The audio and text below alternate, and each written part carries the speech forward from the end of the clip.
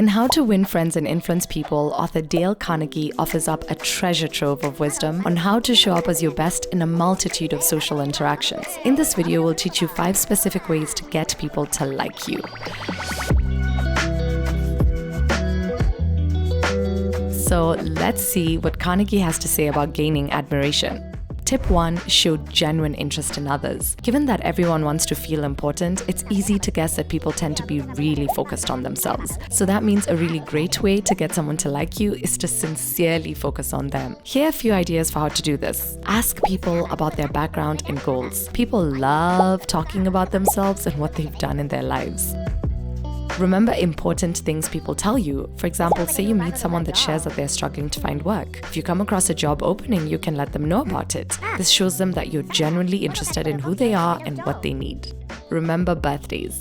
This is a simple, meaningful way to show genuine interest in someone. I mean, can it get more personal than the day someone entered this universe?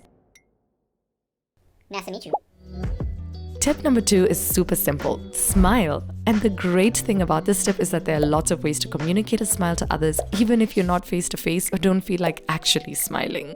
For example, smile when you're on the phone. They might not be able to see you smiling, but it transforms your energy. People can feel it.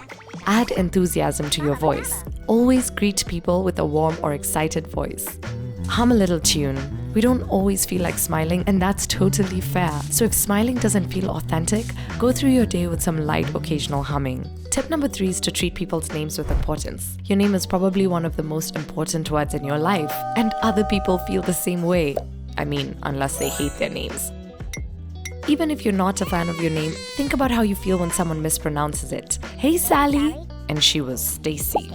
Getting someone's name wrong makes it seem like you don't care and they aren't important enough to you to get it right. On the other hand, treating someone's name like royalty makes them feel like royalty. Know their names, use their names. Tip 4, focus more on getting someone talking than talking yourself. So here are a few ideas. Ask questions and make sure you ask about things you're sincerely interested in.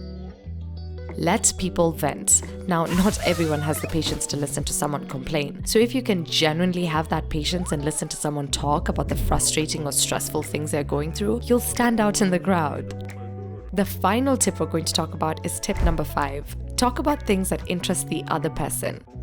Not only do you need to talk about things you are sincerely interested in, but you equally need to talk about things they are interested in. It's a bit of an art form, so it may take some practice, but Carnegie practically guarantees that people will like you more if you can find the right balance there. 2 ideas for finding this balance. If you know you're going to meet someone new in advance, do your research on them. Don't go full stalker mode, but see if there's anything you can learn about them that you can use to appeal to their interests once you meet them. Maybe they have an Instagram account and you can see they're into healthy eating, or they're a writer and you can see some of their lifestyle articles online.